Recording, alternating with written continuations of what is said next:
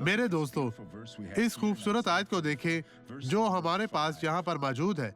यशायाह 44 आयत नंबर 5 में है। एक तो कहेगा मैं खुदावंद का हूँ, और दूसरा अपने आप को याकूब के नाम का ठहराएगा, और तीसरा अपने हाथ पर लिखेगा मैं खुदावंद का हूँ, और अपने आप को इजराइल के नाम से मुल्कब करेगा। ये खुदावंद खुदा फरमाता है, हम बेदाग हैं क्योंकि वो कहीं भी नजर नहीं आता। हमारे बारे में सब कुछ जानता है। अब दुख की बात यह है कि जब कोई शख्स खुदा से शर्माता है, क्या खौफनाक बात है। खुदा के बारे में बात करना, सबसे अजीम हस्ती जो मौजूद है, हमारा बाप, हमारा निजात दहिंदा, जिसके साथ हम हमेशा रहेंगे।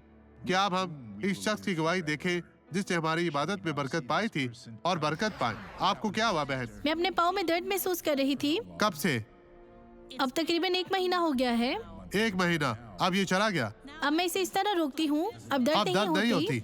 आप लंगड़ा कर चलती थी। जी हाँ। हमें दिखाएं, ये दर्द खत्म हो चुकी है। चले बहन, चले चले चले, मामूल के मुताबिक चलती हुई आगे बढ़े, बगैर किसी मदद के, लंगड़ाए बगैर। वापिस आए, वापिस आए। ये खत्म हुआ बहन, ये खत्म हुआ। आप दौड़े दौड़े, दौड़ लगाएं तमाम लोगों के देखने के लिए। वापिस आए, दौड़ती हुई वापिस आए, वापिस आए। ये खत्म हुआ बहन।